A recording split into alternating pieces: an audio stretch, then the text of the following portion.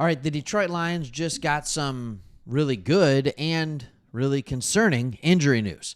All right, they were hit with good news and they were hit with some bad news on the injury front. I want to talk about that a little bit before I get into that too much. Hey, at Marty Buck, I heard you, man. Here's the Lions shirt. He's like, hey, please put a Lions shirt on in the videos. I thought I was doing it more. I'm just wearing the clothes I wear. I usually have to record in the morning before I go to work, so it just doesn't seem right to wear a Lions shirt to work every day. But I can, and I will today. All right, everybody's going to know. But anyways, hey, care for me in this, because where I go to work, I work at a church, and half the staff is seemingly from Chicago. We are just surrounded with Bears fans. Then there's even a Packers fan. It doesn't make any sense. We're almost outnumbered, even though we're in the state of Michigan. Welcome to West Michigan. Anyways, let's get talking about these injury news. Hey, if you're new to this channel, my name's Craig. Me and my buddy Chris started this like 4.5 years ago. And because we love the Lions and we want to talk about the Lions, and we started this when we weren't good. And it's been so much fun to watch the rise, and I have a trust in this coaching staff to continue that rise, even though I think people are a lot more like this. Let's just trust and know that Dan Campbell and staff are doing a good job. But let's talk about some injury stuff. First good news that I heard, and I will admit, when I was watching the game, I was like, oh, come on, when I saw that Terrion Arnold went out with a groin injury. Now, maybe that explains why he got burned a couple times. But he went out with a groin injury. All right. He was a full participant in practice yesterday. So what that means is that he had zero limitations. He was all go. Now, there was an article written, and it was by Jimmy Lau. He's a MD, and I love what's happening here. What has happened with injury stuff is you have all these doctors. Now they're Twitter doctors. They're actual MDs, and you get a better idea of where it is. Rather than hearing Dan Campbell talk like he is the doctor, you hear an actual doctor be like, all right, here was what we saw with the injury, and here's what it looks at. All right, and it says this: even though there wasn't much concern with the groin, the full participant is a better outcome than expected. It means he's firmly on track to start Sunday versus the Bears. Thank you. That's what we wanted to see. That is what we absolutely wanted to see. All right, the other good news. All right, Jahmyr Gibbs. I don't know if anybody noticed this. In the fourth quarter, after being tackled by a whole host of Green Bay Packers, limped off the field. All right? And I was thinking a couple things at that time. Like, okay, even worse, right? Like, what are we doing?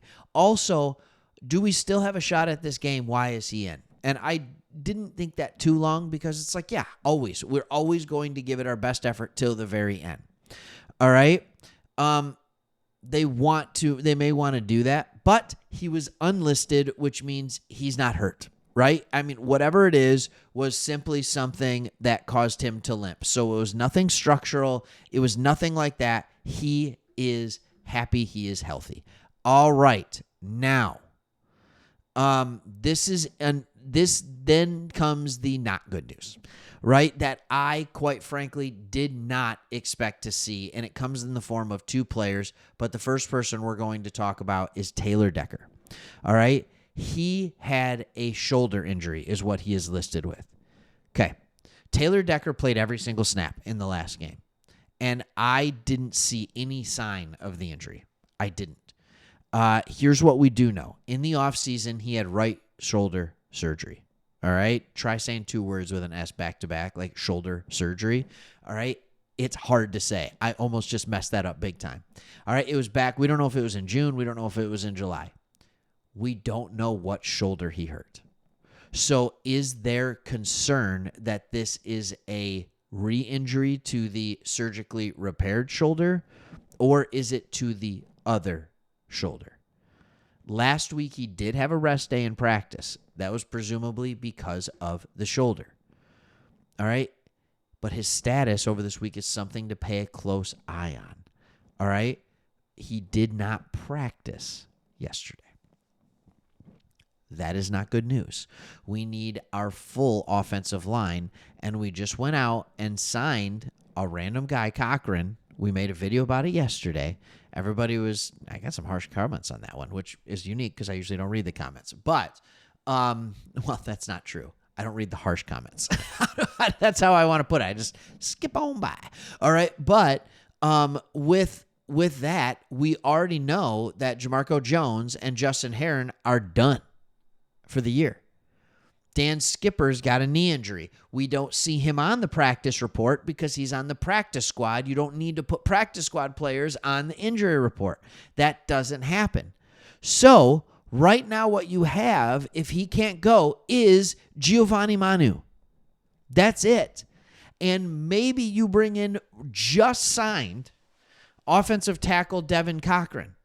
Now, I don't think they're going to do that. I'll get into why they won't do that based on what they did with all of our other recent signings this past week. I'll get into that in a second. However, I'm a little bit nervous about this Taylor Decker thing and can Manu hold up? I also know that the biggest issue with the offensive line was communication and missed assignments. That's what the coaches talked about. And it wasn't necessarily just a skill issue, but also a communication issue, especially on the interior. Talked about how Tate Ratledge was missing assignments or didn't get the right call or whatever that looks like. Part of that was the noise in Lambeau. So being home will really help with the communication between the offensive line, but losing your most experienced player on that offensive line wouldn't help. All right, the other injury news that is notable comes in the form of Jack Campbell. All right. Now, he had off-season hip surgery, so it's good that the injury is unrelated. All right. The doctor reviewed the final few drives from last game and didn't see any signs of ankle disability. He played 100% of defensive snap. Hopefully, all this means is his non-participant in practice is simply precautionary. Keep an eye on that. So, the good news is that Terrion Arnold and Jahmyr Gibbs, good to go. They should be good to go as long as they don't re-aggravate something, all right? Groins are always, soft muscle tissue, all that kind of stuff is pulls, strains. That's always at risk for re-injury. So they should be good to go, though. The bad news is we now have no idea what's going on with Taylor Decker, and we have no idea what's going on with Jack Campbell. It's just up in the air. A couple of other people are listed as limited, but they're not guys that you would count on to produce anyway. Sione Vaki, Trevor Nowaski. Man, oh man, Vaki's been injury prone. Would love to get him in there. All right, let's talk about why I don't believe Cochran's going to get a shot right now. I don't believe Cochran's going to get a shot right now at tackle. And here's the reason I'm going to say it. This is our depth chart, all right? And I'm not using our lads for the first time in a while. This is the ESPN depth chart. When you look at our new signings, right, we brought in a few guys that were newer, and none of them played. None of them played, all right? So Mekhi Wingo is still working his way back from injury, didn't play. Tyler Lacey, who we brought in after the preseason, so he was only there a week, didn't play. Tyrus Wheat didn't play. This is my reason for believing, and it's been rarely seen unless it's a desperate situation. And I would highly doubt that an offensive tackle that did not grade out well in PFF, has only had 160 career plays in the NFL as a starter, I highly doubt they would put him in over Giovanni Manu unless Manu comes in and looks absolutely atrocious. So if Taylor Decker can't go, I would expect fully to see Giovanni Manu in there taking snaps at very likely left tackle while Penei Sewell stays and mans the right side. And we're going to find out how ready this guy is really fast. But that is absolutely cause for concern with the struggles that we had on the offensive line. What we can continue to say is those guards are going to get older. They're going to get more experienced. Every game they're going to get increasingly much better. As long as we have the tackles, our offensive line will be okay. Like, we can make this work. The pass protection was much better than I think most of us thought it was against Green Bay.